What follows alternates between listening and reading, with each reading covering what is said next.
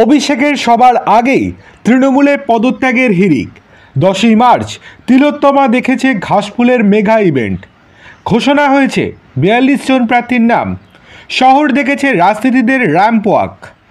সেই তালিকায় পরতে পরতে ছিল চমক। ঘোষণা হয়েছে একাধিক নতুন নাম। 26 জন নতুন মুখ দেখেছে বাংলা। আবার অন্যদিকে 11 জন বিধায়ককে টিকিট দেওয়া হয়েছে। তবে প্রার্থী ঘোষণা হতেই বহু জায়গায় গোষ্ঠীকন্দল নজরে চলে এসছে। সেই তালিকায় বাদ রইল না উত্তরবঙ্গ। প্রসঙ্গত, ঘাসফুলের সেকেন্ড ইন কমান্ড অভিষেক বন্দ্যোপাধ্যায়ের আগামী 14ই মার্চ সভা রয়েছে জলপাইগুড়িতে। তার আগেই দল ছাড়ার হিড়িক শুরু হয়ে গিয়েছে সেখানে। প্রসঙ্গত, এই জলপাইগুড়িতে প্রার্থী হচ্ছেন নির্মল চন্দ্র রায়।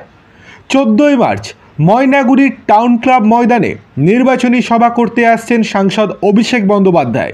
ঠিক তার আগে তৃণমূল নেতাদের পদত্যাগের ঘটনা অত্যন্ত গুরুত্বপূর্ণ বলেই মনে করছে রাজনৈতিক মহল।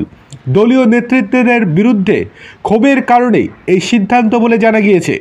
সূত্র মারফত জানা যাচ্ছে, জলপাইগুড়ি জেলার তৃণমূলের সম্পাদক সমীরণ চৌধুরী, ময়নাগুড়ি পুরসভার 15 নম্বর ওয়ার্ডের কাউন্সিলর অমিতাভ চক্রবর্তী, ময়নাগুড়ির টাউন ব্লক তৃণমূলের সম্পাদক অপু রাউত, জেলা তৃণমূল জয় হিন্দ বাহিনীর সহসভাপতি শ্যামল দত্ত এবং ময়নাগুড়ি টাউন ব্লকের তৃণমূলের সম্পাদক সুনীল সরকার দল থেকে ইতিমধ্যেই পদত্যাগ করেছেন।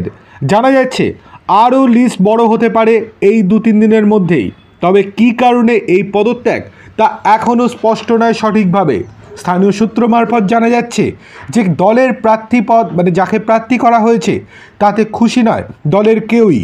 সেই জন্যই তারা একে একে ইস্তফা দিচ্ছেন এবং বিজেপিতে যোগদান দিতে পারেন খুব তাড়াতাড়ি।